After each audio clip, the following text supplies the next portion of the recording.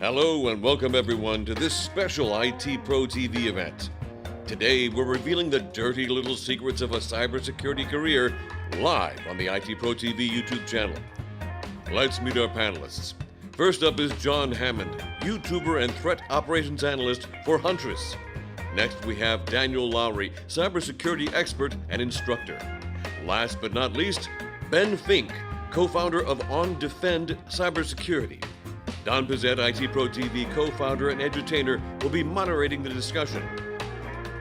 During the event, we'll be giving away a $100 and two $50 gift cards to Hack5, in addition to IT Pro TV swag. Subscribe to the IT Pro TV YouTube channel and fill out the form for a chance to win. Now, let's get started.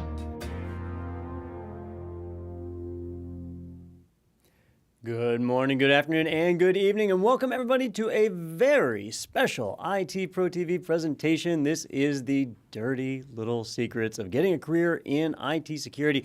We have a great panel of people lined up to be able to speak with us today, and so we are excited to jump into this. But first, let me just start by welcoming everybody. I know many of you are watching us live on YouTube or on the IT Pro TV on-air page. We have people coming in from LinkedIn, from all over the place to be able to learn a little bit about what it takes and the secrets, the truth of actually getting into a security career. Now, I mentioned we've got a panel of guests with me here today, so let's start by introducing them. And Daniel, why don't we start with you? Why don't you introduce yourself to our viewers? Well, hey there, Don. Thanks for that. I'm Daniel Lowrie, edutainer here at IT Pro TV. I know a little bit about the securities because that's what I do here. I teach cybersecurity in all of its forms, whether it be the basic IT security, things that you need to know, through things like incident response and first responders, things of that nature, some governance and things in that area, as well as blue team security. But then I also dip pretty heavily into the ethical hacking, penetration testing side of things. It's more my forte and where I like to spend most of my time. So that's what I bring to the table for us today. All right, John, how about you? Hey there, everyone. Thanks so much for letting me be here with you all. My name is John Hammond. I work as a senior security researcher at Huntress. Huntress is a cybersecurity vendor, and I work under their threat operations department. So I get to be a nerd, I get to be a geek, I get to be technical on the keyboard, looking around at malware samples, trying to understand ransomware and cybercrime, and try to bring better security to the 99%, right? Small to medium businesses or mid-market organizations and companies, not just the enterprise. So I'm happy to chat about cybersecurity and, hey, help spread some education and awareness. And certainly, last but not least, let's jump over to Ben. Hey, everybody. Really excited to be here. So my name is Ben. I am the co-founder of a company called On Defend. We do a lot of security consulting and testing. I lead the tactical testing teams. That is our red team and our pen testing teams. So I basically help our customers war game or plan out their worst scenario, the worst case scenario, and then actually make it happen and see how they would handle it. So we have a lot of fun. We do a lot of things. I spend a lot of my day trying to avoid folks like John detecting us and try to see if we can come up with things that really simulate real bad people that we don't want in our networks. And really excited to join here. Always excited to share and learn. And I think this is going to be awesome. And then as for myself, I'm Don Pezet, co-founder of IT Pro TV, and while I probably can't bring all that much to the security conversation, I certainly can help facilitate this one. We've got a lot of great questions that are in line, but before we jump into those, I just want to mention to you all that we're doing a couple of giveaways here as part of this presentation. You've got 6 different chances to win several great prizes. The grand prize being a $100 Hack5 gift card. We've also got 2 $50 Hack5 gift cards, 3 IT Pro TV t-shirts, and these are all available to win if you enter by going to our website at go.itpro.tv/dirty. That's right, we're going dirty this one. And punch in the information on the form. You'll be entered to win. We'll do those drawings a little bit later here in the presentation. Also, I've got some questions that I'm going to ask our panel. We'll kind of go through and talk about the topic, but the best questions come from you all, the viewers. So we're actively watching the chat room for each of the different feeds that are going out. So if you have a question, throw it in the chat room. We'll pick some of the best questions, work them right here into the presentation and get them answered while we go through. So definitely make use of that chat room. It's a great way to find out what our guests think. And if you're watching this on YouTube, be sure to subscribe. We put out great content like this all the time, and it's a lot of fun. You can get a chance to learn and just participate in the IT learning community. So definitely check that out. But that's enough about us. Let's go ahead and get started. Now, panel, I'm going to jump us off here with one question, and maybe we'll throw this one to, we'll start with Ben. So, Ben, if somebody wants to start a IT security career, what are the skills and knowledge they need to have before they can say, I'm ready to go and get a job in IT security? Well, thank you for asking the easy question first, Don. So here's the deal. I get asked this question pretty frequently. I have a two-stage answer. The first thing is you have to have some basic foundation skills no matter what aspect of security you're going to get into. And so here they are really quickly. You need to know how to use Linux, not because it's better or because anything else. You'll actually need to get to know how to use it because it fails a lot, and you'll have to learn how to read error messages and log files, which are hugely valuable skills. You need to have some scripting language in your arsenal, in your toolbox that you can use. I used to blanketly recommend Python. It's really great because you can build interactive scripts. You can build one-liners that you can use command line. You can build whole tools out of it. So very useful. But PowerShell has really come a long, long way since I started recommending that. As long as you learn one of those, you can't go wrong. And then you'll be able to very quickly pivot to other languages. But you got to be able to do that. And the last basic skill is networking. You need to know how computers across a network talk to each other. You need to know how to take a packet capture with a tool like Wireshark and understand what's going on. So those are my basic skills. Beyond that, we're really into like a lot of options that you could do in security. So if you are looking to do this professionally, which by definition means somebody has to pay you to do it, you are definitely in an interest meets opportunity scenario. But I would say that if you have like, just kind of generally speaking, you want to get involved, the majority of the jobs out there are defensive in nature. And they are about how do I keep track of all the assets and secure the things that my company has.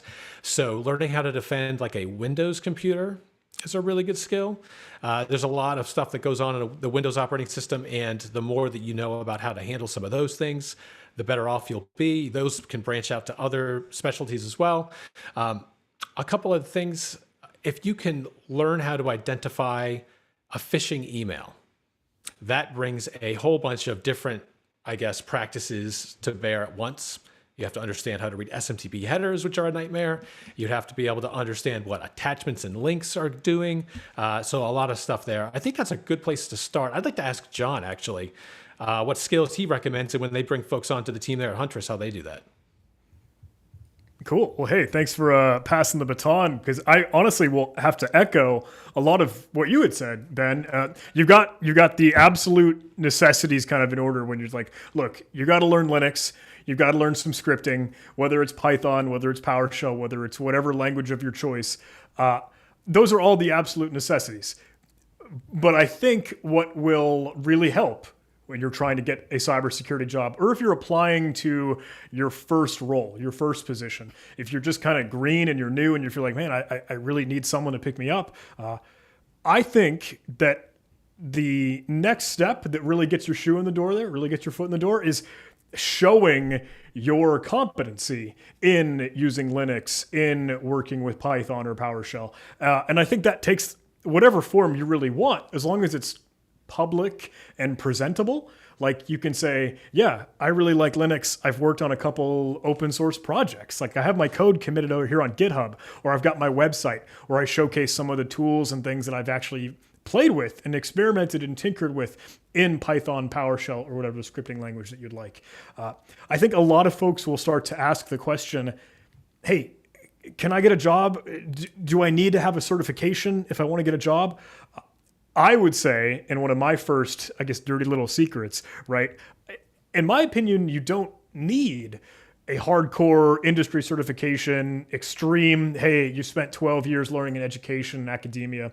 I think that's not really what you need to get your first ever role in a cybersecurity company or cybersecurity job. I think you just got to show your merit and competency in projects, public websites, education, being a part of the community. I really think that's what's needed to get a cybersecurity job. Well, John, let's run with that for a minute here, because you mentioned like you don't necessarily need 12 years of education, but it's not like you can just day one say I want to be in security and all of a sudden go out and get a job, right? So, on average, what do you think is the amount of time it takes for somebody to be able to get into the industry from the moment they make that decision to the moment they're able to actually go and start sending out applications?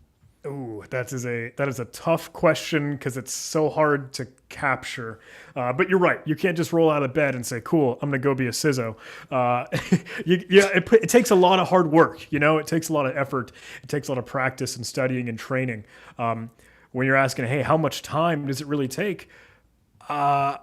I would like to say, man, maybe an hour or two at minimum a day if you could. And I mean that to say like 10 hours a week, maybe, or whenever you're trying to squeeze in time between the corners and crevices of what else you're doing in your life. When you have this broad picture, or the big picture view of how long is it going to take, give yourself a year, in my opinion, maybe give yourself 2 years. I don't think you'll ever feel ready to jump in. But if you don't try and jump in, if you don't start sending out these applications, you're never going to know. And I guess the worst case scenario is you just don't get a call back on the resume, so it's not that big of a deal. You can get out and start applying. You learn, I think it's a lot of learning on the fly, in my opinion. And if you see one opportunity that doesn't work out for you, hey, that's all right. Go to the next one, or maybe come back a little bit of time later and try again.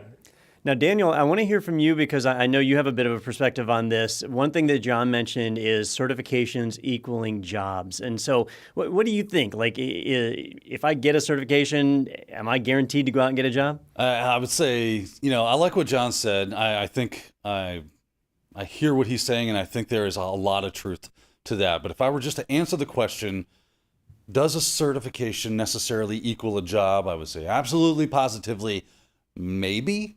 Right? It's because there's just so many factors that come into play. It's going to be, well, what cert are you speaking of? And what job are you talking about? What is the industry like? What's the temperature of it at that point in time? What is your expertise based off of that skill set? And typically, it's not going to be cert. It's going to be certs, plural, because one cert might have enough weight, whereas in another instance, you will need multiple certs to prove. And because typically, some certs are more well-respected than others. So this is a very subjective question. I typically don't like subjective questions, but I do like this one because people think, oh, I'll go get X, Y, or Z cert, and then I'm going to be primed and ready. I'll get that job. I'm going to be foot in the door and ready to rock. That's just one piece of the puzzle, honestly. And then you start putting that piece together with the other things that Ben and John have already said, right? Here is your technical skills that you need to be able to not only do, but prove you can do. And put that together. And now you start to build a picture, a tapestry of a person with a set of skills that might be marketable in this job market. And then people start to say, wow, you're not just coming at me with some random certification, or maybe even a certification I'm familiar with, but you've also shown me some proof that cert wasn't just a random occurrence. You put time, you put effort in this, you're passionate about it. And that kind of goes back to the idea of the question of what skills. We kind of talked on a lot of technical skills, but the ability to relate to people and have those, what we would typically call soft skills or human skills, is just as important as either those certifications or those technical skills to prove, hey, I can not only do the job, I'm somebody you want to work with. I can network with people, I can rub elbows with people, and they don't find me offensive or someone they want to get away from immediately. Because who hasn't had those conversations where someone doesn't understand that it's not cool to stand in someone's face and talk to them nonstop about things you don't care about, and they never get those social cues. They could be super highly technical and have all the certs in the world, but most people probably don't want to work with that person. So if you start to build all these things together, that makes you a force to be reckoned with when it comes to the job market, because once you can start proving all that stuff, not only do I have technical skills, I also have human skills, plus I have certifications to back that up, and you can prove that all by looking at my publicly facing proof texts, as it were, for like maybe a GitHub page or my LinkedIn, and you see all the stuff that I'm engaged in, you're going to start to see the passion, you're going to start to see this is someone that might be a really good fit in our organization. All right, now Daniel, I know you said you don't like subjective questions, so let's take that one and blow it out of the water. Because we had a similar question in the chat room. Jesse asked about, what do we think is better or more lucrative? Is it to do cybersecurity certifications, or to get a cybersecurity master's degree? And I actually want to flip this one over to Ben and John. For you guys, working in cybersecurity businesses, when you're hiring people, is that master's degree more valuable than a certification, or does it matter? What are your takes on that? You want me to start? I'm just throwing it out there for whoever wants to answer. Well, I would say, just from my experience, really quickly, I would say that pound for pound, dollar for dollar, it seems that certifications are a better value than a master's degree in general. There are some certain caveats and areas where those academia degrees do come in handy, and not that they aren't unuseful, but just if you're weighing them, all things being equal, I see certifications holding a lot more weight, just from my experience. Yeah, that's really interesting. I'll go next if that's okay. I think the question about whether a master's degree is more valuable than the certifications totally depends on the target role you're going for. So a lot of certifications really are helpful in getting you past the human resources firewall. Right. So if you're applying to like a big organization, they might use certain certifications as a threshold or a master's degree before you can even apply. And so you can't even be considered until you do those things. Now, being the owner of a business, I can very conveniently waive those when I find people who have followed what John and Daniel have mentioned, which is more evidence-based of like, I have a GitHub page with all kinds of projects I've worked on. And I have all these other things that I've done practically that are very valuable. And I presented this at a conference or something. So all that's really, really good. I would tell you this, like one of our really great consultants has a degree in early childhood education. Has flat out nothing to do with computers, but he is awesome. And I think if you have a bachelor's degree and you're trying to figure out one or the other, what I would encourage you, I mean, there's some that are a combination of both, right? It's a master's degree while you're getting certs, but I would say Daniel's probably right. Like go for certs first. But if you really want to move into management, a master's degree is probably what you'll need when you get to that C-level suite. Yep. And John, did you have an opinion either way on that? Oh, I got to say, honestly, the answers from the gentleman already is honestly kind of the same line of thinking that I had. I'll go outright and say I don't have a master's degree and take that with a grain of salt, right? Is this the sort of persona that you would like to have? Do you want to be a manager? Do you want to have the years of academia and kind of curriculum in training you? I think that the certifications give you much more of a hands-on learning experience that you don't exactly get. It might totally depend, subjective question, subjective answer, in a master's degree. But as Ben said, oftentimes these are things that you could use to bypass the filters of HR. And even then, that gets into the conversation of, is this a large conglomerate company that you're trying to work at? Or is this kind of maybe a small, maybe a startup or a hustle and bustle kind of gig that's just diving into the cybersecurity realm? Who and what you're applying to might change what you want to structure your resume with. But truthfully, I think that the certifications get you really thorough training that is built for the industry, that is built for the professionals that do this in the realm of the enterprise or the realm of the industry. Academia is the realm of academia, and there's nothing wrong with that. That is not to slight or shade that at all. But maybe the industry certifications might do a great job preparing you for the industry. It's funny how that works out. Now, John, let's go back to something you mentioned a little bit earlier, which was, for somebody getting into cybersecurity, they might have already been doing things that were IT related, like maybe developing a web application. We had a question in the chat from Eli who asked, as a web developer, what would be the correct path to transition to web security, and what are the security roles related to web dev? So, if somebody's already a developer, they're already entrenched in the IT ecosystem and they want to get into cybersecurity, is that any different than somebody in a different field? Ooh. So I immediately have a knee-jerk reaction to that question, and I think, oh, you're a web developer. There's a lot of work kind of already cut out for you, and this is a good thing. If you take a look at the OWASP top 10, or like the open I thought you web were about to say, applications. "Oh, you're a web developer. You're the problem." No. One of the absolutely number one most common, most prolific vulnerabilities and bug classes and software flaws is data going into a database.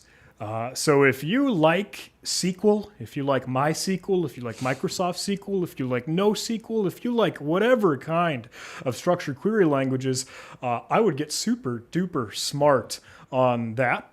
And a lot of the way that you handle your user input, how you validate what the end user, what the real person behind the keyboard and behind the screen uses your application for.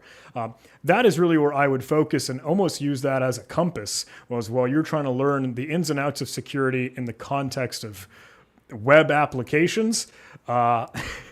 We're still finding SQL injection vulnerabilities today. And that vulnerability is like decades old. I'd be happy to, I would love to hear anyone else's thoughts on that question. Yeah, Eli, you are in the catbird seat. Is the catbird seat the good one? Which one's the good one? Do you guys remember? Anyways, it's the good seat, whatever it is. Listen, here's the deal. A lot of security pros who were really good like 10 years ago with all network-based IPS and all this other stuff, the world is changing around us. Everybody's going to cloud. Network-based stuff really doesn't work anymore. Everything is like infrastructure as code and all this stuff. Like, you are primed to be able to have a big impact as a security attaché or a security embed in a development team, because you already know how to develop. Like, the biggest problem a lot of security teams that I talk to have is, how do we get a security person who can work with the developers? Maybe the answer is to get a developer who can be a security person. Yeah, I totally agree. And it's funny, the people that I know that started off as a developer or in some other capacity, and they say, you know what, I want to make that switch into the red team role as a pen tester or do some sort of defensive security, one of the two, they run so much faster because they understand the underlying technologies that they're working with at a much more fundamental level. So if you're a web developer, all of a sudden when you get into web app security, you're like, oh, well, I know this bit and I know that bit, and I just got to bolt this security thing on. Awesome. You don't have to kind of try to figure out how all these random bits and pieces work together. You already have a pretty good idea of what's going on. You just now have to focus on what in the security world do I need to add and bolt on to my skill set to be good at that.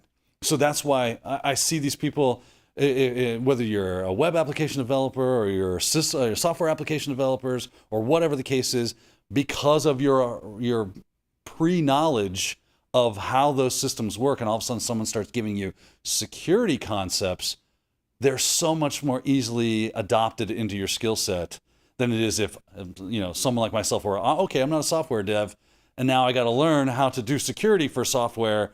Well, I'm also having to learn a bit about software, so it's going to take me longer to kind of gear up and get to your level. So you're just ahead of the game, and I think that if you wanted to do that, it wouldn't be much of a transfer for you. Mm-hmm. All right, well, let's transition a little bit over to another question that a lot of people have when they want to get started in cybersecurity, which is, everybody knows the value of hands-on experience, actually doing something, because it creates that muscle memory, makes you proficient in your career, your job. But in cybersecurity, a lot of people just don't know, how do you get hands-on experience? And maybe we'll start with John on this one again. How would you recommend somebody gets hands-on experience before diving into a career?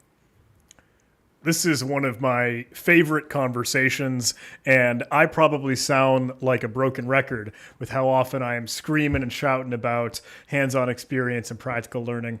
But no, I think it is absolutely vital to really be on the keyboard, be in it, start to solve challenges and tasks and problems that are tangibly in front of you. And one of the best ways to do that, in my opinion, and I'm excited to hear from the other gentlemen, I think Capture the Flag, or CTF, is a great way to do that. If folks listening in just don't happen to know, Capture the Flag, or CTF, is sort of like a gamified cybersecurity sport where players get to solve a couple challenges or tasks put in front of them that might assign them, hey, go find this bug in this web application, or go break this implementation of cryptography, or try and exploit this binary to do something different, or look at some forensics data. So much stuff all across the gamut of cybersecurity. And doing that in a capture the flag or a war game or practice cyber range, those are all great things to do. And it really tests your skills and grows your chops, really what you're learning in all these different assets and aspects of cybersecurity. I will caveat that, if that's all right, because I know some folks will say, what isn't capture the flag just a game? Isn't it truly just a toy or a puzzle? Is it not realistic? There is an element of truth of that, depending on what tasks or what challenges you might play, what capture the flag events you might try to bring yourself to. But you can really find the value in that yourself. If you say, I'm going to take this opportunity with this challenge in front of me to go learn a new language or go learn a new tool chain or something new that I've been wanting to learn for a long time, that helps you grow yourself and continue your own learning.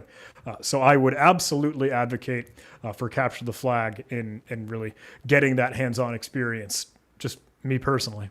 And Daniel, you've done a lot of capture the flags. Do you feel that that's helped you as far as hands-on? They're great, because I like what John was saying about how if you want to get good with using tools, and especially tools that you probably either haven't had a chance to mess around with because there's no practical way to do it. I mean, you could download it and use it, but there was nothing to really sink its teeth into.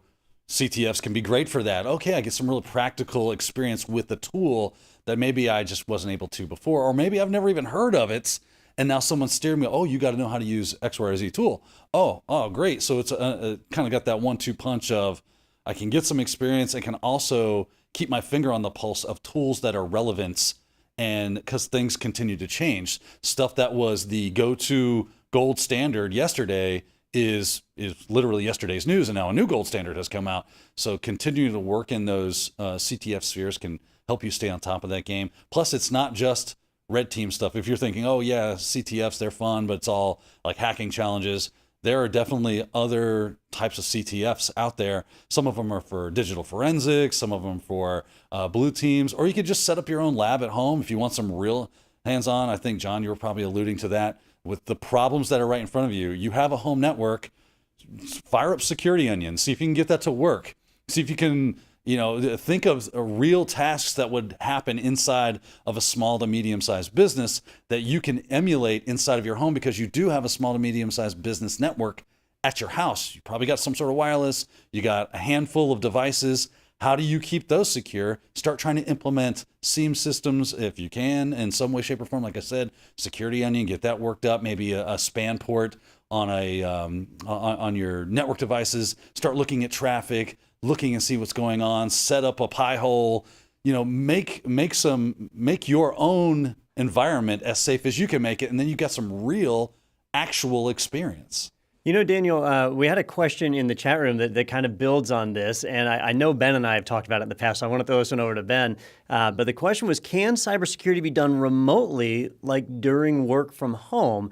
And Daniel, you were mentioning like building a lab environment, setting up things, testing right there in your home. But as far as doing the actual work, if I'm pen testing a web application, Ben, can somebody do that from home? Is that okay? That is a great question. So the answer is, technically speaking, you definitely can. Now, the other question is, do you have legal permission to do so? That is probably more important and something you should really focus on. I think if you're going to do so we built our company to be remote before it was cool, and we have the ability to do a lot of testing remote. I think it's perfectly acceptable. I think especially in the case of testing a web application that we expect to be on the internet anyways. If you park that thing on the internet without having pen tested it first, somebody will likely do it for you, but not with permission, and then you won't like the results of that. So we can definitely do these things remote. And if I can go back just a second to pull something in that John and Daniel just said, we live in an amazing age where there are so many open source tools available to us. Like, there's no aspect of a security, either as a defender or an offensive person, that you couldn't do with exclusively open source free tools. Free as in like dollars free, which is amazing to say. So there's almost nothing that if you have a desire to build your own home lab and try to put something together, you can replicate a lot of really complicated things. I remember that was a limitation for me coming up, was that, they're not having a lot of money to pay licensing for things like Windows servers and stuff. I had to learn on a lot of whatever was free and available. And so that really, I think focused a lot of folks. But today we have a flourishing ecosystem. You can do a lot of those things. I think if we're going to talk, the last thing I'll say about the remote testing, when we do the bug bounty programs a lot of companies do, those are almost exclusively remote. If you're going to do like pen testing remote, you certainly can do that remotely. There's a little bit more sophistication that comes along with that, but I look forward to talking about that in our Day of a Red Teamer segment, which I'm sure we'll get to. All right. Well, I'm trying to be an impartial moderator and handle things in order, but a question popped into the chat room that is officially my favorite question. So this is from Chase. Chase asked, if you had to look for a job tomorrow, what would be your action plan? And I love this question because for a lot of people, they're like just getting in, but for you all, you've already got an established resume. You've been doing this in the field. We'll start with John. John, you get fired from YouTube. It's over. You got to go out and get a real job now. What's your action plan? What do you do? Ooh, okay. So I'll have to admit, I might be thinking that there is a pretense in this scenario with a little bit of urgency, a little bit of like, I need a job, and I need a job as fast as I can, and I need a good job. Like I need something that's pretty lucrative, something I really enjoy. So truthfully, this is not too different of a scenario that I found myself in when I was first starting my career in the industry. And I really shamefully maybe, I don't know what the right word is for this, but I would send out as many applications as I could to as many different spots as I could. Maybe that's frowned upon. Maybe some people have a different opinion on that. But in my mind, I want to know, okay, what do you, company X, value me as? What do you, company Y, value me as? Company Z. So I can start to have these conversations and I can weigh what I like and what I don't like between potential job opportunities. And it also gives me a really good gauge on how the market might see me as a potential employer. Again, this is maybe a selfish thing, but like if I were to have the conversations with some potential employer and they said, John, you look like a great candidate. We're super excited. We'd love to have you on board. We'll give you $30,000 or something. Give a random number. And I go talk to another organization and they say, John, you're a great candidate. We'd love to work with you. We'll give you $90,000. Again, other number, totally subjective, however you want to play this. It just helps you kind of gauge, all right, if I'm trying to sell a t-shirt, I want to sell it for $100, not $10. What can I do to maximize my own worth and my own understanding of my worth? So I don't know if exactly that's the angle that you were hoping with that question, but I would certainly try to just shotgun applications and start the conversation with as many folks as I could. All right, well, let's move it over to Daniel. Daniel, you just got fired. I mean, which I'm sure is coming, right? Yeah, you put the banker's box next to my desk. I'm getting the picture. So, and this is where we asked Daniel, so what's your plan? And he breaks this piece of paper out of his pocket. He's already got it written up. So, Daniel, what's the plan? All right, so I definitely, my mind went straight to exactly what John was saying. It can be a bit of a numbers game. The more applications that you go for, the more likely it is that you'll get responses, right? So that could be definitely a part of step number one, is that I'm going to kind of blast out there and see what I can find, throw a large net, right? Part two of that is you have to be prepared for people to start looking at you. So I need to be polishing up my LinkedIn, my resume. It's all got to look great. That stuff has to be top notch, really interesting, so that I do garner that attention. So I got to make sure that when I'm looking at that thing, people are just like, wow, that looks great. I want to learn more about this person, because everything about them seems like they're very interesting and they might be a great fit for our organization. Because you got to remember, a lot of people hire for just as much for culture as they do for skill sets.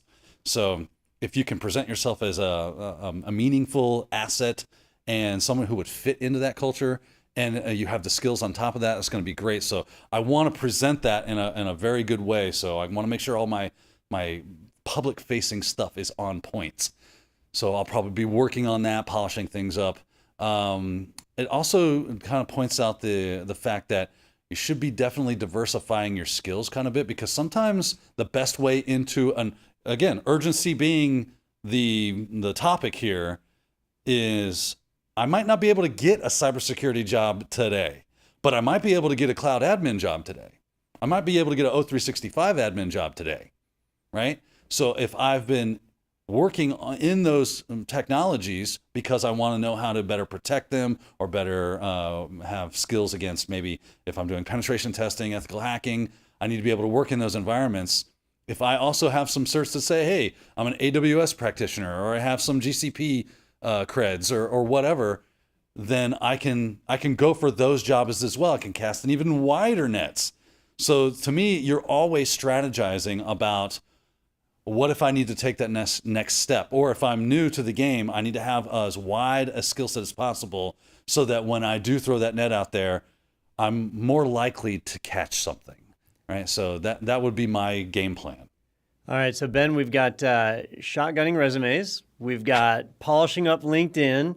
What do you think? Like social networks, does that work? Or is there some other place you'd put your effort? I was just going to say, one thing you need to do now before you're looking for a job is you need to start networking with other folks in the industry, so that when that happens, you can reach out and say, hey, I'm looking for a job. Anybody know of anything good? And they can send you stuff that's really good. I think, assuming, because I totally agree with what we've just talked about making sure the compensation is right and making sure that you are an attractive candidate for these companies. There's also the element of, is that company an attractive candidate for you? Right? Like there's three things, in my opinion, that make working at a company great, right? One is having a good boss, which is really hard to tell before you take the job. The other one is having a good group of people to work with who can either mentor or teach you things. If you show up for a job and you're going to be like the one security admin, that's great to take a job, but the odds are that you are going to need to go someplace else to find a mentor, because your growth is not going to be as fast if you're the only security person there. Now, maybe there's other people you can learn from, programming and other things. That's great. Always be looking for mentors. And then the third thing is the work has to be really interesting. So if you look around and this company that you're thinking about applying to, or has offered you an interview, you look it up and they have a really active blog from their security team talking about all these open source tools they've built and released, and you're like, yes, I want to do that. That's a really good sign that that's probably a pretty healthy community in that team that you'll be able to join and learn a lot from. All right, everybody. Well, we have a ton of great questions that are coming into the chat room, and I want to get to them, but it is time for us to take a commercial break. Before we do that, though, I want to remind everybody we're doing some giveaways. You could enter to win a $100 Hack5 gift card, similar to this one, maybe not as physically big, probably digital and sent to you by email, but either way, a $100 gift card nonetheless, as well as two $50 gift cards and 3 IT Pro TV t-shirts, which we're actually going to be announcing the t-shirt winners right after this commercial break. If you haven't entered yet, be sure you do. Go to go.itpro.tv/dirty. Easy to remember. Go to that page, fill out the form, you'll be entered to win, and then we'll announce those winners. Again, the shirts we'll announce here in just a moment, and then the other prizes at the end of the presentation. So be sure to stick around for that. And you don't have to have a contest to win. Everybody can be a winner by saving 30% on your IT Pro TV subscription. You've probably seen the little messages as we talked here. You can take 30% off the lifetime of your subscription by using promo code DIRTY30. That's a real thing. Promo code DIRTY30. That'll knock off 30% of the lifetime of your subscription. Take advantage of that now and feel free to share it with your friends. We want as many people to be able to jump into the world of cybersecurity and IT as possible. All right, well, like I said, we're going to take a brief break here. When we get back, more questions from the chat room. I am seeing them all. We definitely want to get to them, so that's what we're going to be tackling when we get back. Are you looking to start or advance your cybersecurity career? Then get ready to binge some training. It's a free cybersecurity weekend from IT Pro TV. I am Daniel Lowrie, an edutainer here at IT Pro TV, here to tell you about the free weekend coming up on October 23rd and 24th. This means that free members will have access to 4 cybersecurity courses all weekend at no cost. If you've been thinking about an IT Pro TV membership, but you're not quite sure it's right for you, this is a great way to check it out. During the weekend, the following courses will be available to free IT Pro TV members: CEHV 11, CompTIA Security Plus and CISA Plus, as well as CISSP. Being a free member of IT Pro TV is easy. All you do is enter your first name, last name, and email, and you're in. So don't delay, become a free member today at itpro.tv and get ready to train for free on October 23rd and 24th.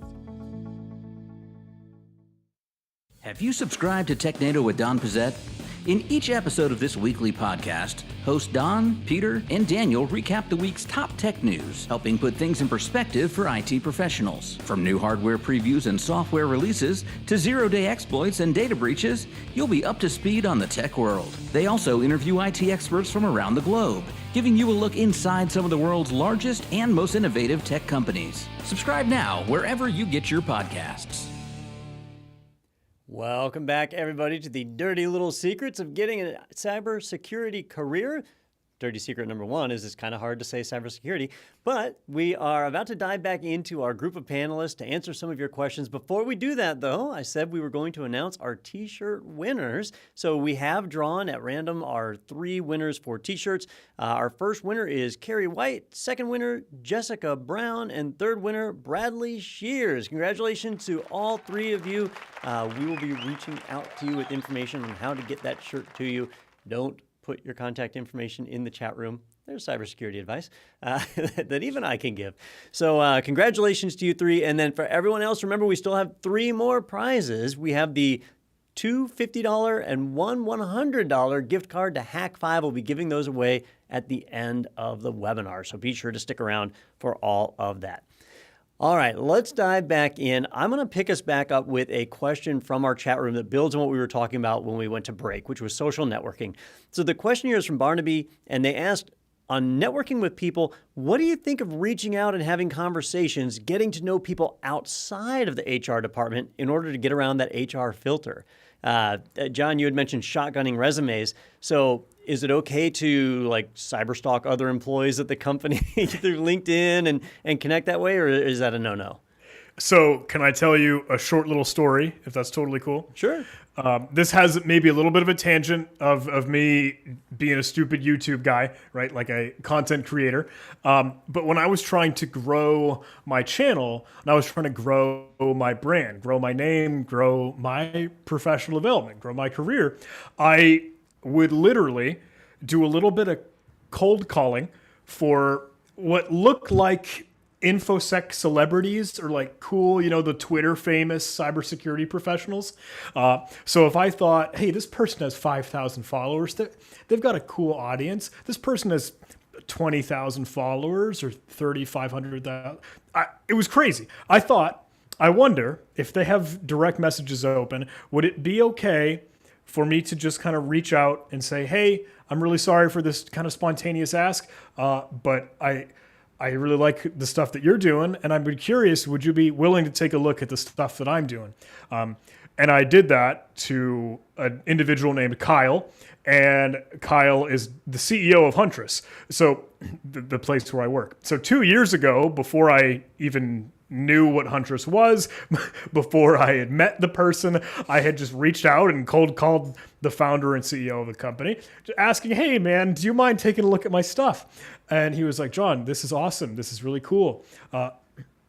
And we just kind of started a kind of relationship and partnership then with a little bit of mentoring, a little bit of just networking.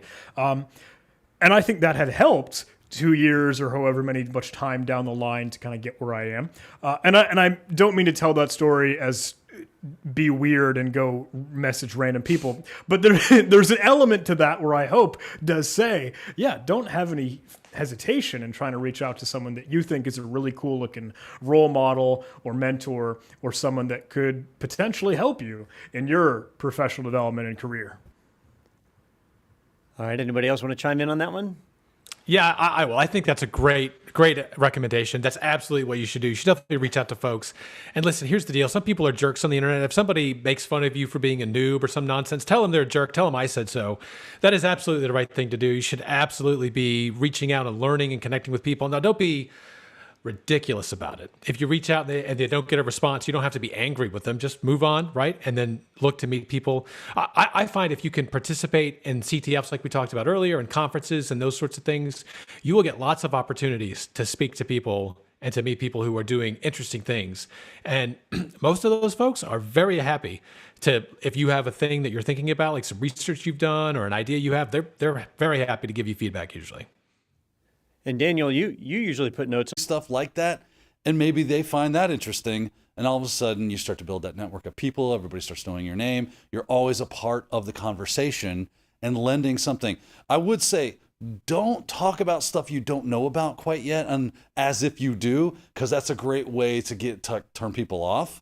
But if you come in, and I know it can be hard, we all suffer from imposter syndrome, but one of the best things you can do is say, I don't know, but I want to. I'm all about learning it. That kind of thing right there really fires people up and go, man, we got somebody that's not trying to be a know-it-all, that's not trying to be, more than they are. They're showing that they not only want to learn, but are willing to learn. And all we got to do is start investing in them. So you make yourself kind of attractive that way by saying, hey, I don't know what this is, and I don't know much about that. And just kind of say, oh, I see my flaws. I know my weaknesses, but I want to improve. And I'd love for it if you could help me do that. All right, now I'm going to cheat a little bit. We've got 4 or 5 questions here that are all very similar, just kind of asked a different way. A lot of people asking about like, what certification creates the most value, or should I focus on one particular area or spread my skills out over, more generalist kind of side?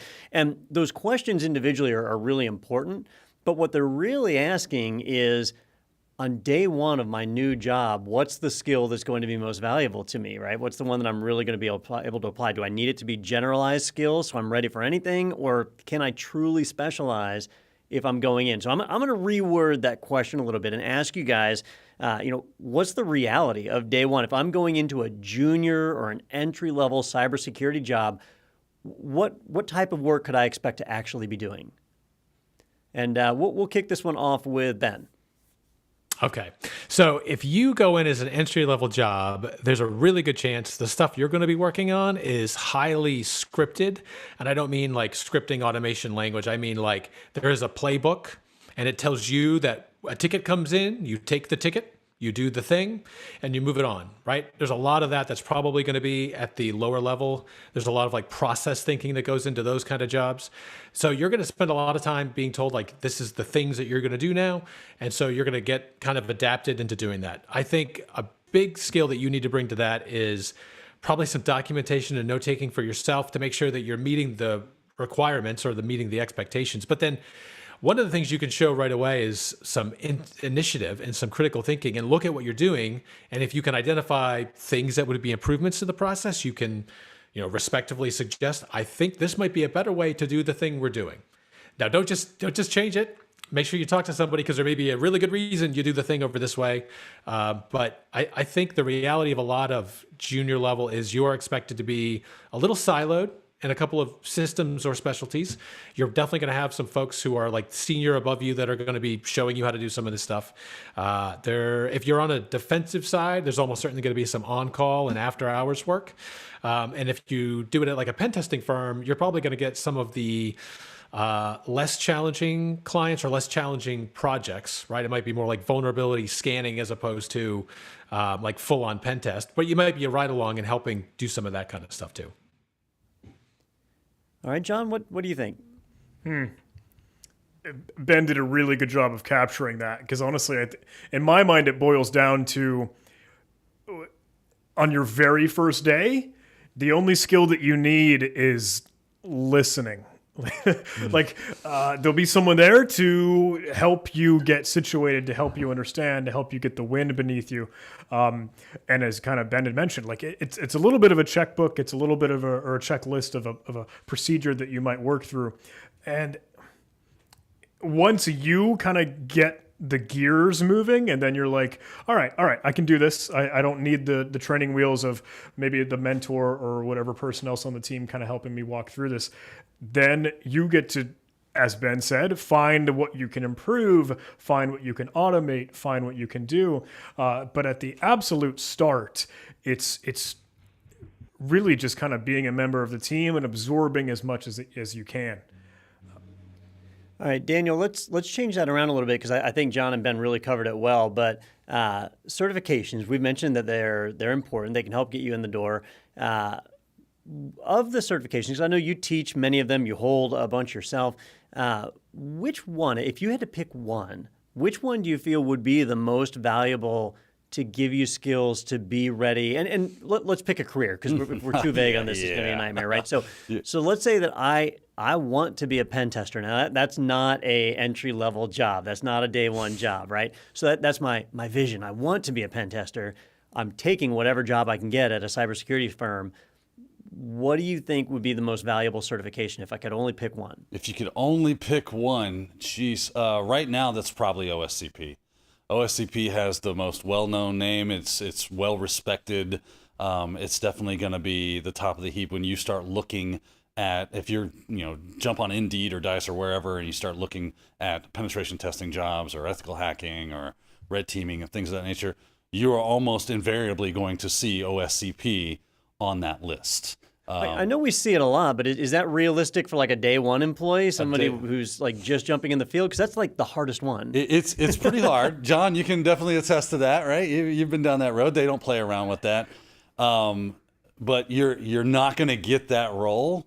Well, it's unlikely. There are jobs that will say, "Oh, I'll take Pentest Plus," or "I'll take CEH," and so on and so forth. There's a myriad of them out there. There's the eLearn Security ones. TCM Security has the new PNTP, and that's starting to gain some notoriety. But you said, what is the best, like, get me in the door and have usable skills day one? The OSCP would definitely be on the top of that heap at this moment in time, at least in my experience. Like I said, doesn't mean those other certs, and it kind of does expose the questions. I'm going to use the word weakness, which is it's subjective. It just depends on the organization. Some organizations out there couldn't care less about the OSCP, or they couldn't care less about CEH or whatever it is. It's going to depend on that organization, what they find valuable. If you've got a Pentest Plus, you start looking for jobs that have Pentest Plus, and then you know that those skills are going to fit right into that role because that's what they're looking for. So if you do that legwork to find those jobs and organizations that are looking for the skills that you know you already have because you have that certification, that's going to be a nice match. And depending on what you have, you might find more or less. But if you can find that perfect marriage, that's going to be the best way to go. All right. Well, maybe I'm projecting my own insecurities here because I haven't taken it, but I'm pretty positive there's no way I could possibly pass OSCP. Like, it's a really hard one. So Ben, John, do you guys have like a recommendation for somebody who's just like looking to get that first cert to potentially get that foot in the door? I can cover the air for a quick second. I can help. Yeah. Sure. So I alluded to it kind of at the beginning of our conversation. You don't, absolutely, hands down, no way around it. You don't need, in my opinion, a certification right for your very first job. And I say that with an asterisk because when I had first got hired for my first role, they said, John, we need you to have IAT level 2 compliant thing for whatever regulation or standard. Truthfully, it was more of a government role in the United States for me. So they needed to be, I think, DOD 8140 now, I believe it used to be 8570, but I keep throwing these numbers around, and all that is some standard that you have to meet some level of competency with a industry certification. So I needed to have CompTIA Security Plus within the first 6 months of me being hired. I think that one is a fantastic dip your toes in the pool. It talks about security. It talks about all the different aspects to it, and you really start to learn the lingo and the vernacular and the terminology and all. And someone correct me if I'm wrong, I don't believe there's much of a practical hands-on application-based portion of that test. But you get to know the landscape. So if you aren't going to dive headfirst into OSCP just yet, Security Plus is a great one to maybe get started with, and maybe that'll check the box for your employer too. Well, let's fast forward in the career a little bit, and I'll toss this one to you, Ben, because I know you do it all the time. When somebody does finally make it into that position, let's say they become a professional red teamer, like that's what they're doing. What's their day-to-day job like? What are the things they're doing Monday through Friday every week? That's a great question. So whether you're doing red team or other consulting gigs, you're kind of in this constant cycle of you're finishing the previous project and working on the new one. When we think about a red team operation, your project gets split up into a few stages. So the first one is you're going to do some planning and build out of the tools and infrastructure you're going to need to do whatever the thing is, right? So that takes a lot of time. We tend to use unique infrastructure for certain types of tests. So we have to go register a bunch of domains or find some that are out there, build out all that infrastructure and stuff. So you spend a good chunk of time doing that. That's pretty fun, actually, getting that stuff built out. Once we're in the project, this is true of a lot of things. John probably feels this on the hunting side, just like we feel it on the attacking side, is there's this curve of your emotions as you go through a project where it starts off and you're like, this is going to be awesome. And it goes up and then suddenly stuff doesn't work and you dip way down and everything stinks and nothing you're trying is working.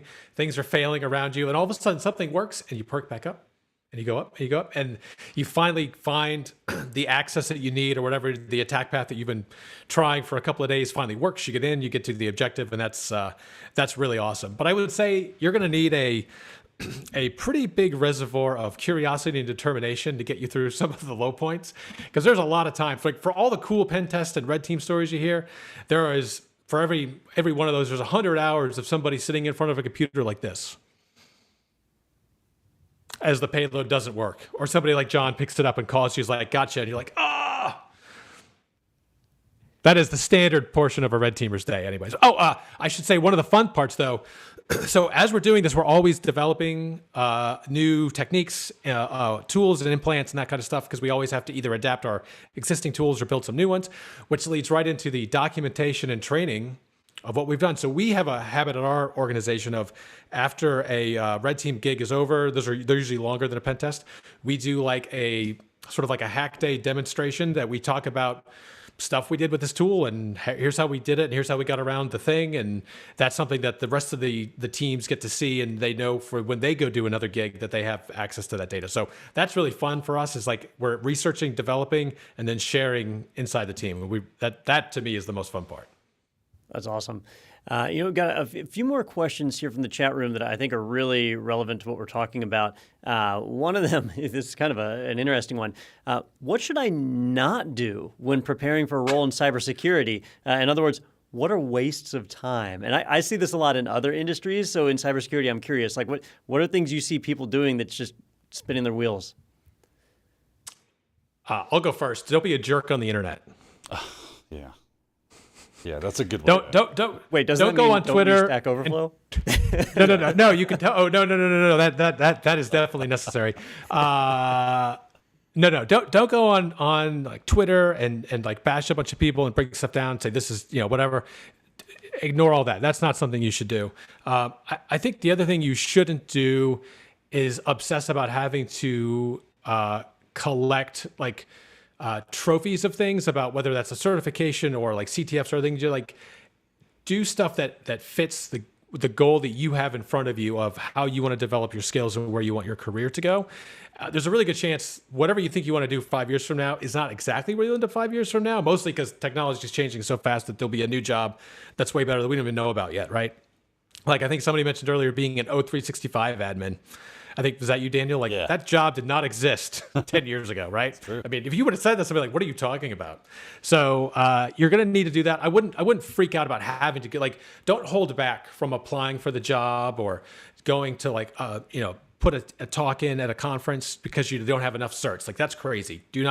Definitely just go ahead and do that. You can continue to collect those as you go. Don't wait for some perfect attainment of these certifications. You'll never get there.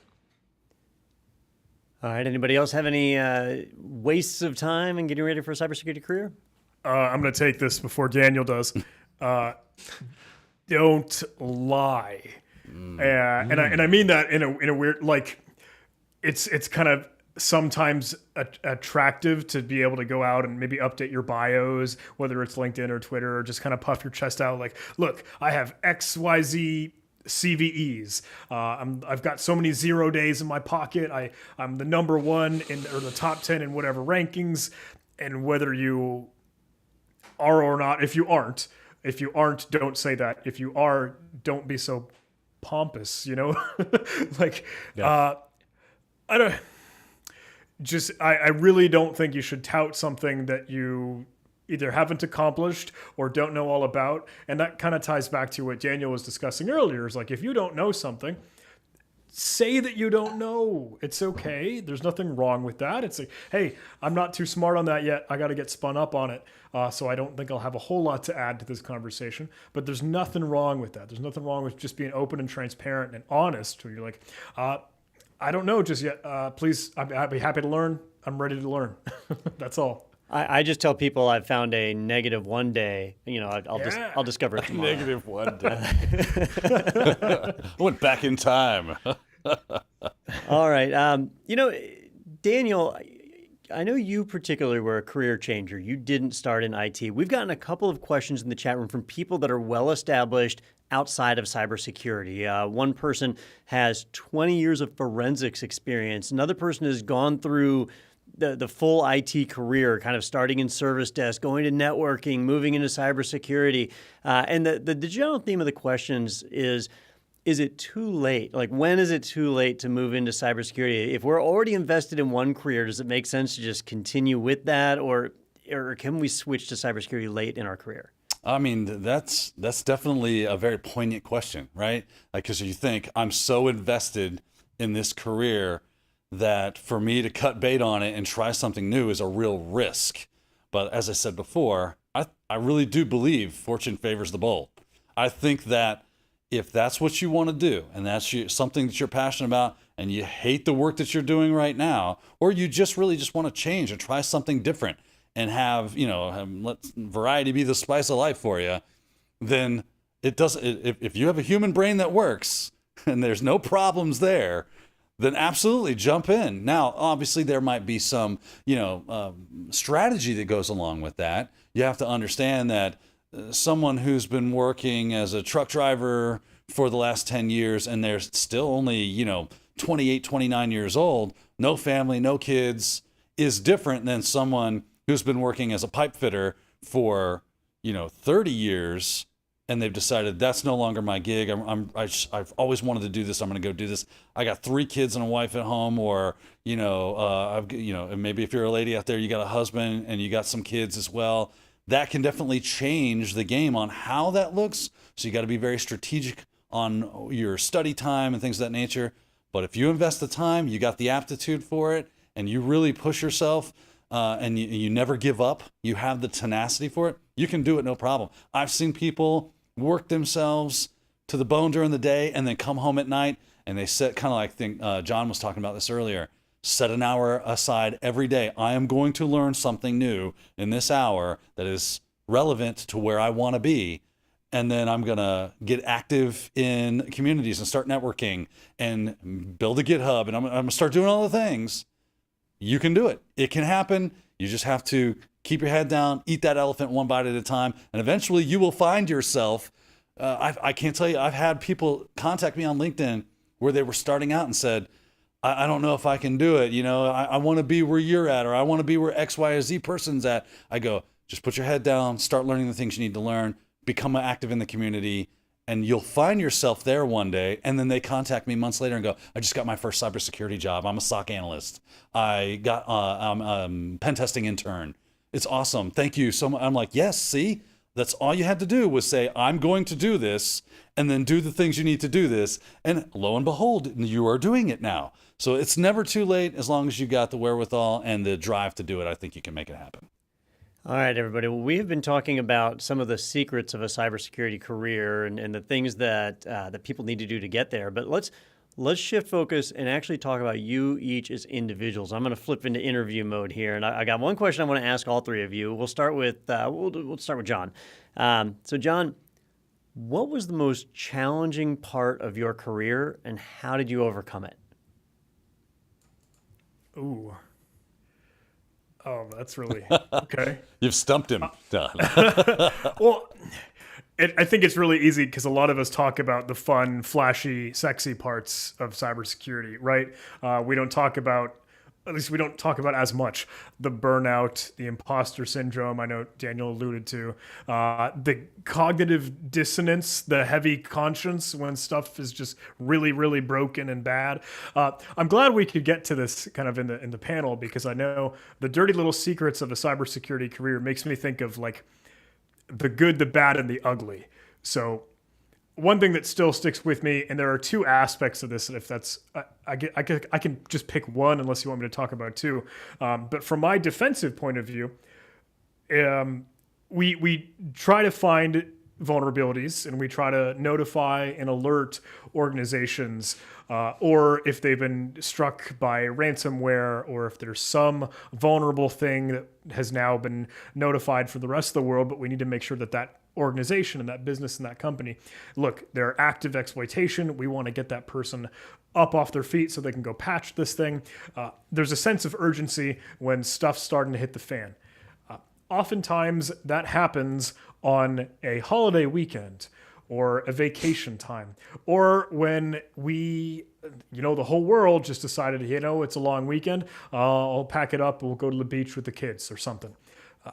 So us maybe defenders, when we're seeing ransomware actors start to detonate and deploy stuff across the industry, we try to call the partner or the person that we're trying to help and protect, and they're not answering their phone. So we'll try to call the on-call person after hours, and they're not answering their phone. And we can never get a hold of these people, or they just don't respond or something. And that is a painful thing, I have to think. I struggle with that a little bit because it's like we talk about how badly we want to take security seriously, and we still can't do it. And it's tough when life gets in the way, right? It's a holiday weekend. Don't you want to go spend some time away? Disconnect. But that's prime time for hackers and cyber criminals. So how I might overcome that, it's really fulfilling when we get it right. When the organization and the person on call comes back to us and said, "Oh my goodness, thank you so much. We wouldn't have even known this were happening had it not been for you. We kind of had our head in the sand for a little bit, but you are the saving grace. You are what helps us sleep at night." That is really where it starts to feel good and fulfilling.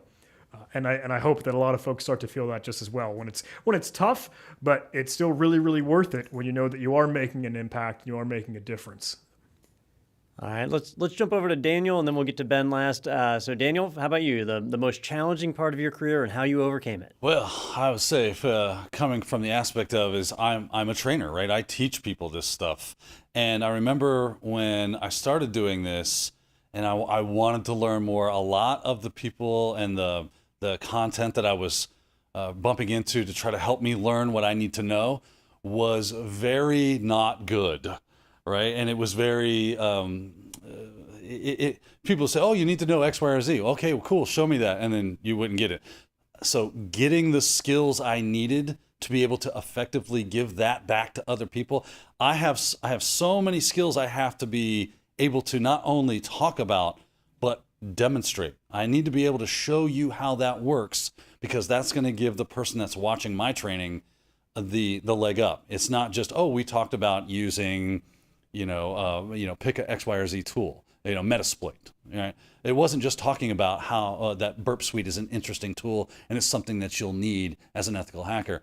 We pulled up Burp Suite, we used it, I showed you practically how that works, and staying on top of that skill set, which is very broad, is probably my most difficult challenge for my job, because I always want to be able to show those technologies, those techniques, how that works, and then dive into the minutia of those little bits and pieces that really send people into those aha moments. I know, Don, you feel the same way. We sit around the studios going, how can we make this the coolest, most impactful piece of content for someone who wants this type of training? And now let's build that. Now let's present it. And that can be a difficult struggle, because technology doesn't want to work with you. And staying on top of all those different things is a full-time beyond job. We go home and we're reading blogs, we're downloading tools, we're getting our hands dirty, we're multiple virtual machines going on at any given time and trying to see if I can hack from here to here, and technology's not even letting the two machines talk, and now I got to fix that.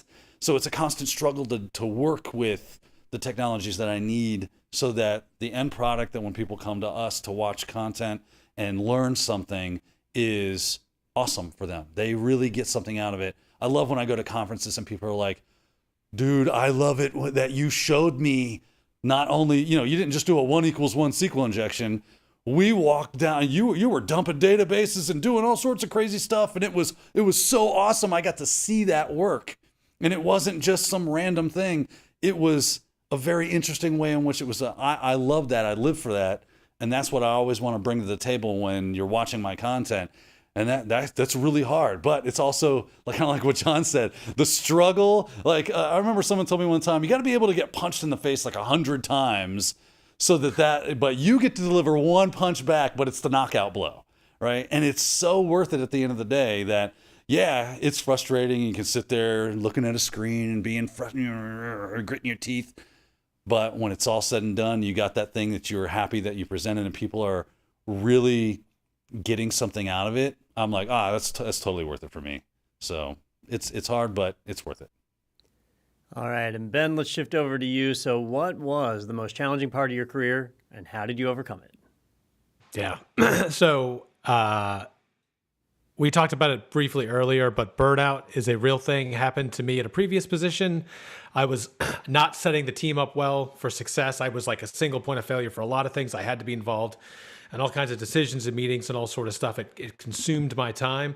And instead of recognizing that was a problem, my answer was I just needed to double down and work harder and work more, and ended up taking up nights and weekends. I didn't like the person I was becoming. So anyways, burnout is a real thing. You definitely have to help identify with you or somebody you care about that is also in the industry, is kind of going through it. And there are some definite things that I did that let me reset. I was fortunate where I was that I was able to stop and talk to my boss and get some reorganization done that took some of that burden off me, and then really set up some, habits that I still do today. I totally do what Daniel just said. I'm constantly looking stuff up on the internet on off hours when I'm not supposed to be doing research, downloading tools, resharing stuff on Twitter. That's interesting that I'm going to research later. But it's important to have a hobby that isn't cybersecurity, something you enjoy doing that you can totally disconnect. So when you do have a day off, you can really recharge. And the era now of everybody working remotely, it's really good to not have your work be where you live. It's good to find a way to set it up in another room that you can close the door when you're done working, or you can put it away a little bit when you're done working, and you can go to the rest of your house. You're not constantly thinking about emails you want to send or something. So that was the most challenging aspect of my career. We occasionally have really challenging projects that we're on. Those are fun though. I mean, that's to what Daniel said, that the challenge or the joy in this job is solving the puzzle for sure. All right. Well, I know everybody's career is a little bit different. We've all experienced different things, so it's nice to get a little perspective on each of those, on each of you, really, and kind of what you've gone through. A couple other things I want to stay kind of vague here. The term cybersecurity professional, that can mean a lot of different things, but in a general sense, what do you think it is that makes a cybersecurity professional successful? What is a trait or a common bond that you see between successful individuals? John, we'll throw this one to you. What is that common element you see between people? Thank you for throwing it to me first, because I think this is, I want this answer, and I hope. The most important thing that makes a cybersecurity professional, in my mind, is their willingness to share knowledge, share tools, share tradecraft, share understanding, share attack chains, share everything that you learn, everything that you have learned. That, I think, is what really makes them successful and just makes them camaraderie is not the right word. Comrade? That's probably it. Make someone else in the industry that you really look upon and you think, wow, you are really lifting up the industry. You are a pedestal. You are a pillar for this community. And that is why it's so great to see you as a cybersecurity professional. It's because you're doing great things for the world that we're in and the trenches that we're trying to fight fires in. I think that's what makes a successful cybersecurity professional, your willingness to share. All right, Daniel or Ben, you want to add to that? Ben, you want to go? Yeah, I'll go. So totally agree with John. Sharing is critical. I think we look for people that have a deep amount of curiosity and perseverance. Because there's a lot that's going to be hard. There's a lot you're going to have to slog through. There's a lot of stuff in a security job, frankly, that is really, really awful in terms of like just you're going to have to try a lot. You're going to fail a lot. Things are not going to work. And all of a sudden they do. But if you gave up 4 times ago, you're never going to get there to get to the payoff. So you got to have curiosity and perseverance. And that usually manifests it in somebody who goes to CTFs, plays with open source tools, runs their own little lab. Not saying you have to do that thing, but those are like some of the indicators that we typically see of folks who we think have successful cybersecurity careers. Daniel? Yeah, I you kind of took one of mine. I was going to say tenacity, right? The never give. I'm picturing that scene of the first Captain America movie where he's just getting the snot kicked out of him, and he gets back up and says, "We can do this all. I can do this all day. Let's keep going." Right? That is right there. That type of attitude toward I'm never going to give up. You can't make me quit. I'm never going to get so discouraged that I walk away from this. I might need to take a break from time to time, but I'm coming back and I'm going to figure this out, because you have to have that mindset, because a lot of times, like you say, it's kind of be a bit of a puzzle. And then to that end, that try, and I think you can do this even if you're not naturally this way, develop an analytic mind.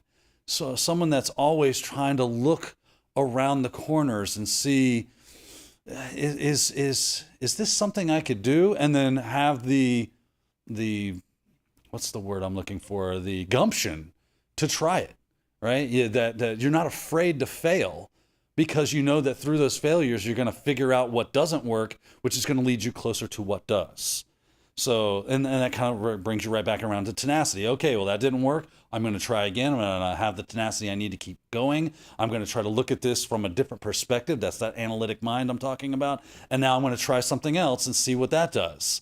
And you're learning more as you go, and you're bringing in new information and being able to put all that stuff together. With those 3 character traits, I think you're going to go really far as like the specific job role that you might be in. That's where those things are really going to help you and make you successful in that way. All right, gentlemen. Well, something else that will help you go far is a $100 gift card to Hack5. I know I've mentioned that a couple of times, and we are kind of reaching the end of our presentation here, so I want to definitely double back and talk about this. If you haven't already, this is your last chance to jump in and enter to win a $100 gift card to Hack5, or we also have 2 $50 gift cards. There'll be 3 winners that'll be selected here after the commercial break. If you haven't already, be sure to go to go.itpro.tv/dirty, DIRTY, and you can punch in your information there and be entered to win. Also, even if you don't win, you can still get 30% off of your IT Pro TV subscription by using the promo code DIRTY30. That'll give you access to training like CEH version 11, CISSP, the OWASP Top 10, hands-on hacking, penetration testing, all sorts of great training available in there. And that 30% off is for the lifetime of your subscription. Be sure to check it out. But if you're not ready to take the plunge, keep an eye out for our free weekends. We actually make a lot of security content and other content available on various free weekends. If you're not part of our newsletter, make sure you join up for that, so that way you can see what is coming up. And you can see that on the website as well. So be sure to check all that out. All right, well, let's stop here and take a quick commercial break. When we get back, we will announce the winners of our Hack5 gift certificates and start to wrap up our panel. So thanks for watching. We'll be right back after this. How do IT leaders stay on top of their game? With the IT Pro TV webinar series. Twice per month, IT Pro TV presents a webinar on current topics in the IT world. what are some of the key things we should be doing in our organization to make sure that we're prepared for disasters and that... So what do you say we go ahead and get started with today's topic, how to train your end users. Threats. So we're going to talk about some of the major things that you need to do to help keep your people safe while they're working remote. You can catch IT Pro TV webinars live or watch on demand when your schedule permits. See them all. Visit itpro.tv/webinars today. So Right Networks is an awesome company. We've developed a study group environment where we have small groups of 4 to 5 people in each of our office locations that meet once a week, and they talk together about what they're doing in their certification. We developed a recommended reading list. We do a couple chapters each one, as well as the IT Pro TV videos. Not only does our company provide incentives to take the tests, but we pay for the tests. We also pay for the time to study on the tests, and we give a bonus to the employees if they pass the test. It's one thing to study for months on end toward a goal by yourself, but to have someone else with you, like, there's a lot of benefit of that. Welcome back, everybody. I'm sure you're all excited to find out who's the winner of our Hack 5 gift certificates. Now's the time to announce them. Our first $50 gift card winner is Samson, possibly Herb, maybe Herb, as my UK friends would say. Another $50 gift card is going to Jesse Furr. Congratulations to Jesse, or potentially Jess. I'm going to see how many names I can slaughter here. But our big grand prize winner of the $100 Hack 5 gift card is Chase Sabansky. Chase, congratulations. And I recognize that name. You threw several questions into the chat room. Thanks for jumping in and participating. And, thank you to everybody who jumped in and threw great questions in there. Really good conversations. If we didn't get to your question, jump onto social media. Throw it on Twitter or in the YouTube comments. We love to hear from people, and we want to get answers to you and help out in any way we can. So, be sure to do that. But before we wrap this whole thing up, I do want to give each of our panelists a little bit of a chance to just give some parting thoughts. So we'll start with Daniel. Daniel, before we wrap up, any parting thoughts you want to give to our viewers? Yeah, I know that cybersecurity is a very hot and hyped career choice right now, and you can feel like, well, maybe there's just so many people going after it, it's not really worth it. If you have a passion for it, I would tell you, just don't give up on that dream. Go for it. It's still totally worth it. It's a lot of fun. It's a great community, as you can see. John and Ben, super great people, and there's tons more out there just waiting for you to connect with and start learning, as John was saying, sharing that information. And it's a lot of fun. We would really enjoy having you as a part of the cybersecurity community. All right, John, how about you? I will try and be quick, but I think for some good parting words, if folks are suffering with some of those hard conversations like burnout, imposter syndrome, the heavy conscience and the cognitive dissonance, the tough stuff, I would challenge you to try and get out of your head and make that its own hack, make that its own game, where you would then take yourself as someone that's trying to better themselves, but try and optimize how you learn, when you learn, how productive you can be, and when. Start to see how you can hack your own learning, and that way fend off some of those burnout, imposter syndrome, and other things. Take it as a challenge to improve and optimize yourself, and you'll see dividends come from that. Well, you said you'd be quick, and we didn't even have to play the music to get you to stop talking. All right, Ben, how about you? Yeah. So, to be totally candid, we haven't solved the cybersecurity thing. We're not winning. We really need your help. If you have any interest at all hands on deck. Let's go. Everybody in the pool. We got to get this thing fixed. Awesome. That is a great message. I wish more people were saying that. There is not a job shortage, but a talent shortage right now of people to get in and fill these positions. So it is a great time to get into cybersecurity. And I'll just remind you, if you are pursuing cybersecurity as a career, if you're looking to gain more experience, IT Pro TV is a wonderful resource for it. If you want to learn more about capture the flags, getting hands-on experience and things, we have edutainers like Daniel that are ready to jump in and help you with that information and get you ready to get out there and work with people like John and Ben.